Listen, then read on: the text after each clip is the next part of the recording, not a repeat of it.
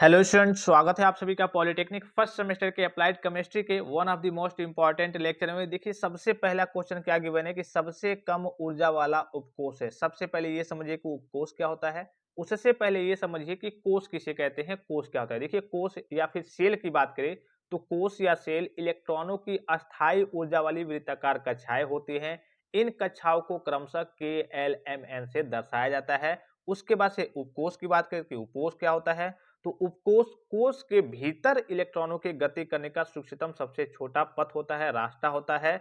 अब बात करते चलिए एक डायग्राम की सहायता से मैं आपको समझाता हूँ। ये आपका एक परमाणु हो गया। सबसे पहले डाल्टन जी ने कहा था कि परमाणु सबसे सूक्ष्मतम कहिए कि कण होता है, ये जो कि बिना विभाजित हुए, बिना टुकड़ों में बिखरे किसी भी रासायनिक अभिक्रिया में भाग लेता है। बाद में आधुनिक जब शोधे हुई, एक्सपेरिमेंट वगैरह हुए, तो उससे पता चला कि नहीं, परमाणु सबसे छोटा नहीं होता है, इसके भी छोटे छोटे टुकड़े होते हैं, जिसे इलेक्ट्रॉन और प्रोटॉन और न्यूट्रॉन के रूप में हम जानते हैं। इलेक्ट्रॉन, प्रोटॉन और न्यूट्रॉन कहिए कि जो परमाणु होता है उसके मूल कण होते हैं। तो ये आपका एक एटम हो गया, परमाणु हो गया। परमाणु के नाभिक में जो आपका इसका नाभिक हो गया, जो बीच में उपस्थित होता है, इसमें प्रोटॉन और न्यूट्रॉन होते हैं। प्रोटॉन पे पॉजिटिव चार्ज होता है, न्यूट्रॉन आपका न्यूट्रल होता है, इस पे ना ही पॉजिटिव चार्ज होता है ना ही निगेटिव चार्ज होता है। इलेक्ट्रॉन पे आपका निगेटिव चार्ज होता है। इलेक्ट्रॉन क्या करते हैं, नाभिक के चारों ओर जो वृत्ताकार ये कक्षाएं दिख रही होंगी, इसी में वो क्या करते हैं, वृत्ति गति करते हैं। पहली कक्षा को हम के नाम से जानते हैं, के से डिनोट करते हैं, दूसरी को एल से, तीसरी को एम से, चौथी को एन से। अब मान लीजिए कभी कभी ये पूछ जाता है कि बताइए कि दूसरी कक्षा में कितने इलेक्ट्रॉन रह सकते हैं। भाई जाहिर सी बात है, कोई घर है उसमें एक लिमिट होती है कि हाँ, इसमें इतने ही लोग रह सकते हैं। उसी प्रकार से इन कक्षाओं की भी लिमिट होती है कि हाँ, पहली कक्षा में कितने इलेक्ट्रॉन रह सकते हैं, दूसरी कक्षा में कितने इलेक्ट्रॉन रह सकते हैं, तीसरी कक्षा में कितने इलेक्ट्रॉन रह सकते हैं। तो मान लीजिए कि आपसे पूछ दिए कि बताइए एल वाली कक्षा में यानी कि दूसरी कक्षा में कितने अधिकतम इलेक्ट्रॉन रह सकते हैं। तो इसका फार्मूला होता है 2n²। एन क्या है, कक्षाओं की संख्या है। अब दूसरी कक्षा के लिए पूछा गया है तो दूसरी का यहाँ पे देखिए कक्षाओं की संख्या, एन का मान 2 हो जाएगा, स्क्वायर करेंगे 2 इंटू आपका 4, 8 हो जाएगा। यानी कि दूसरी कक्षा में अधिकतम 8 इलेक्ट्रॉन रह सकते हैं, उसी से ऊपर नहीं रह सकते हैं। वैसे पहली कक्षा में पूछ दिए तो 2n², एन का मान यहाँ पे 1 हो जाएगा, तो यहाँ पे इसका आंसर हो जाएगा 2। यानी कि पहली कक्षा में केवल अधिकतम जो है वो 2 ही इलेक्ट्रॉन रह सकते हैं, दूसरी में 8 रह सकते हैं। इसी प्रकार से तीसरी में 18, चौथी में 32। इसी प्रकार से 2n² के फॉर्मूले से आप निकाल सकते हैं। हमसे क्वेश्चन में है पूछा क्या गया है, तो क्वेश्चन में हमसे पूछा गया है कि सबसे कम ऊर्जा वाला उपकोष है। यहाँ पे हमसे कोष या फिर सेल की बात नहीं पूछी गई है, यहाँ पे हमसे उपकोष की बात पूछी गई है। तो उपकोष की बात करें, आप सभी स्टूडेंट्स को मालूम है, उपकोष की बात करें तो मुख्य रूप से आपके कितने उपकोष होते हैं, मुख्य रूप से आपके 4 उपकोष होते हैं। कौन कौन से, एस, पी, डी और एफ उपकोष होते हैं। एस उपकोष एक कक्षीय होता है, पी उपकोष में आपका 3 होता है, ठीक है। फिर डी की बात करें तो इसमें आपका 5 होता है, फिर एफ की बात करें तो इसमें आपका 7 होता है। तो हमसे पूछा गया है इसमें कि सबसे कम ऊर्जा वाला उपकोष है 4p 4s 3d। तो सबसे कम ऊर्जा वाला उपकोष यहाँ पे राइट ऑप्शन हो जाएगा, राइट आंसर हो जाएगा ऑप्शन नंबर सेकंड 4s, ठीक है। सबसे कम ऊर्जा वाला उपकोष कौन सा है, 4s। नेक्स्ट क्वेश्चन है आपका, देखिए नेक्स्ट क्वेश्चन है, NH3 में बंध कोण है। NH3 में बंध कोण क्या है, सबसे पहले ये समझिए। NH3 की बात करें, NH3 को क्या कहते हैं, अमोनिया कहते हैं। अमोनिया में जो बंध कोण होता है वो लगभग आपका 107 डिग्री के आसपास होता है, ठीक है। लगभग 107 डिग्री के आसपास होता है।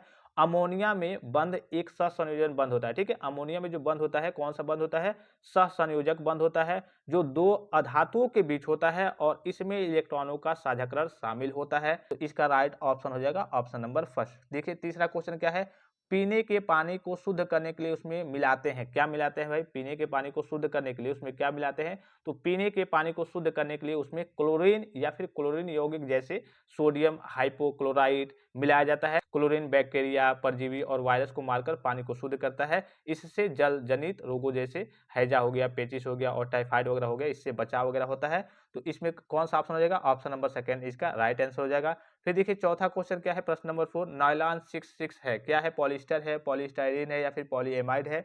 तो नायलॉन 66 की बात करें तो ये आपका क्या होता है, एक प्रकार का आपका पॉलीएमाइड होता है। नायलॉन 66 की बात करें तो ये आपका सिंथेटिक पॉलीमर होता है। तो यह कपड़ा और जो प्लास्टिक उद्योग वगैरह होते हैं उसमें काफी ज्यादा इस्तेमाल किया जाता है। इसमें अच्छी तन्य शक्ति होती है, तानने की शक्ति होती है, और इसका जो गलनांक होता है करीब करीब लगभग 250 से ऊपर 265 के आसपास, 265 डिग्री सेल्सियस तक इसका गलनांक होता है। तो हमसे इसमें पूछा गया है नायलॉन 66 कहिए कि क्या है, मतलब नायलॉन 66 है क्या है भाई। तो नायलॉन 66 क्या है आपका, वो आपका एक पॉलीएमाइड है। पॉलीएमाइड एक बहुलक है जिसमें एमाइड बॉन्ड से जुड़ी दोहराई जाने वाली एक के लिए बहुत सारी इकाइयां होती है। यह प्राकृतिक और कृत्रिम दोनों प्रकार से पाया जाता है। पॉलीएमाइड को नायलॉन के नाम से भी जाना जाता है। ये ध्यान रखेंगे कि पॉलीएमाइड को नायलॉन के नाम से जाता है या फिर नायलॉन को पॉलीएमाइड के नाम से जाना जाता है। तो इसका राइट ऑप्शन हो जाएगा ऑप्शन नंबर 3, ठीक है। इसके पॉलीएमाइड के कुछ और उदाहरण है, जैसे आपका प्रोटीन हो गया, क्या हो गया आपका प्रोटीन हो गया, प्रोटीन के अलावा आपका ऊन हो गया, ऊन के अलावा आपका रेशम हो गया, रेशम के अलावा आपका नायलॉन तो मैंने बता ही दिया, नायलॉन हो गया। ये सारे आपके क्या हो गए, आपके पॉलीएमाइड हो गए, ठीक है, पॉलीएमाइड के उदाहरण हो गए। फिर देखिए नेक्स्ट क्वेश्चन क्या गिवन है, नेक्स्ट क्वेश्चन है ताप के बढ़ने पर संक्षारण की क्रिया घटती है, बढ़ती है या फिर स्थिर रहती है। क्या पूछा गया है, ताप के बढ़ने पर संक्षारण की क्रिया जो है वो बढ़ती है, घटती है या फिर स्थिर रहती है। तो ताप के बढ़ने पर संक्षारण की क्रिया क्या होती है, देखिए धातु के नमी के संपर्क में आने पर, विशेष रूप से खरे पानी के संपर्क में आने पर संक्षारण की दर बढ़ जाती है। तापमान के बढ़ने पर, तापमान में वृद्धि होने पर जो संक्षारण की दर है उसमें कली की वृद्धि होती है। तो इसमें हमसे पूछा गया है कि ताप के बढ़ने पर संक्षारण क्रिया घटती है, बढ़ती है या फिर स्थिर रहती है। तो ऑप्शन हो जाएगा बढ़ती है, ठीक है, बढ़ जाती है, ठीक है। फिर देखिए नेक्स्ट क्वेश्चन क्या गिवन है, नेक्स्ट क्वेश्चन गिवन है कि आक्सीकारक एक पदार्थ है जो इलेक्ट्रॉन करता है, ग्रहण करता है, मुक्त करता है या फिर नष्ट करता है। इसका राइट ऑप्शन हो जाएगा ऑप्शन नंबर 1, ठीक है, ग्रहण करता है, ठीक है। फिर नेक्स्ट क्वेश्चन है प्राकृतिक जल का शुद्धतम रूप है उबलता हुआ जल, वर्षा का जल या फिर समुद्र का जल। तो इसका सही ऑप्शन हो जाएगा ऑप्शन नंबर 1, ठीक है, वर्षा का जल। वर्षा का जल होता है सबसे शुद्ध। अब ये नहीं कि वर्षा मिट्टी पे मान लीजिए आसमान से गिरी, मिट्टी पे आके गिर गई, फिर उसको उठा करके पी लिए, वो तो आपका शुद्ध हो जाएगा। मतलब वर्षा का जो जल होता है ऊपर मान लीजिए आप रोक ले रहे हैं, उसको पी रहे हैं, तो सबसे सबसे जो शुद्ध जल माना जाता है वो वर्षा का ही जल माना जाता है। नेक्स्ट क्वेश्चन क्या है, पेट्रोल की गुणवत्ता का मापन डॉट डॉट डॉट द्वारा किया जाता है, किसके द्वारा, सीटेन नंबर, ऑक्टेन नंबर या फिर रिफाइनरी के द्वारा। तो जो आपका पेट्रोल हो गया या फिर डीजल हो गया, तो पेट्रोल की बात करें तो इसका जो कहिए कि मापन है, इसकी गुणवत्ता का जो मापन है वो किसके द्वारा किया जाता है, तो वो आपके ऑक्टेन नंबर, ठीक है, ऑक्टेन नंबर के द्वारा किया जाता है। वहीं डीजल की गुणवत्ता को सीटेन संख्या यानी कि सीटेन नंबर से मापा जाता है। तो फिर देखिए नेक्स्ट क्वेश्चन क्या है, कभी कभी ऐसे पूछ लेता है कि हाँ डीजल की गुणवत्ता को किससे मापा जाता है, तो सीटेन संख्या से मापा जाता है, सीटेन नंबर से मापा जाता है। फिर नेक्स्ट क्वेश्चन देखिए, सिग्मा बंध और पाई बंध में अधिक मजबूत कौन होता है, सिग्मा बंध और पाई बंध में अधिक मजबूत कौन होता है। तो सिग्मा बंध क्या होता है, सहसंयोजक बंध का सबसे मजबूत प्रकार होता है। सबसे पहले क्या बनता है आपका सिग्मा बंध बनता है, उसके बाद से ही आपका पाई बंध बनता है। तो सबसे जो मजबूत बंध होता है वो आपका सिग्मा बंध होता है। तो यहाँ पे देखिए ये एक एक नंबर वाले हैं कि सब सिग्मा बंध और पाई बंध में सबसे अधिक मजबूत कौन होता है, तो सिग्मा बंध आपका सबसे मजबूत होता है, उसके बाद से आपका पाई बंध होता है।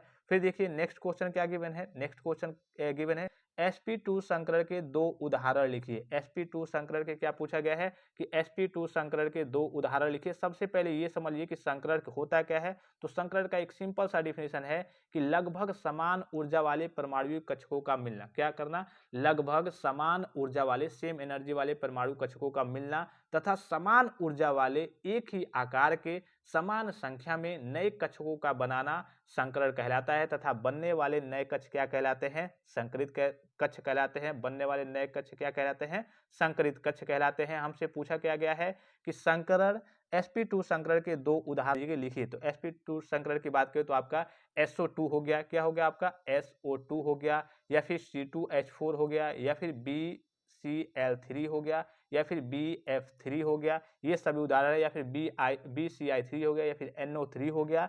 यहाँ पे 2-3 चीज और जान लेंगे कि sp2 संकरण में एक s और 2 p ऑर्बिटल मिलकर 3 sp2 संकरण ऑर्बिटल बनाते हैं, संकर ऑर्बिटल बनाते हैं। ये संकर ऑर्बिटल समतली होते हैं और एक दूसरे के साथ 120 डिग्री का कोण बनाते हैं। इनकी आकृति त्रिभुजाकार होती है। इनकी आकृति कैसी होती है, समतल त्रिभुजाकार होती है। और sp2 संकरण को त्रिकोणीय संकरण भी कहा जाता है। sp2 संकरण को क्या कहा जाता है, त्रिकोणीय संकरण भी कहा जाता है। इसको भी आपको याद रखना है कि sp2 संकरण को त्रिकोणीय संकरण भी कहा जाता है।